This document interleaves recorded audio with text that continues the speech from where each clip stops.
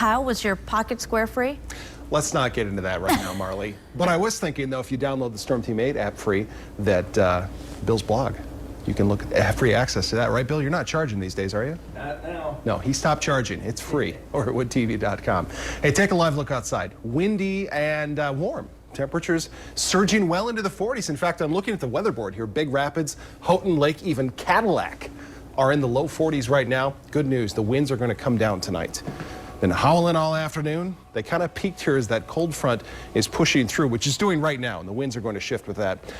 Much cooler weather on the way here, especially Friday. High temps only around 20. That's pretty chilly by West Michigan standards, but I've been looking at some of the longer-term model runs, and I think we've got a pretty good shot at not a perfectly, but a generally warmer than normal January. I'm seeing a lot of temperatures in the upper 30s and low 40s, so if you hate the cold weather, you've had enough of it, I think we get a bit of a break generally here as we head through the rest of this month, which we're about a third of the way through at this point. Storm track live with plenty of rain out there, but the back edge of that is not far away. And back behind this, there's not a lot going on, but I think we'll see a little wave of energy push through this evening, which could produce some light snow showers as that cooler air works its way in. And the timing on that is probably 8 or 9 o'clock. I'll show you the future cast in just a moment. Look at these winds, sustained now 32 miles per hour. You can see the wind shift as we go from west to east across West Michigan. Okay, Jackson and Hillsdale, kind of that south-southwest wind direction. West-southwest here in Kalamazoo, and then straight west for Holland and Ludington. That shifted direction is the front actually passing through West Michigan, and that's when the temperatures will start to fall.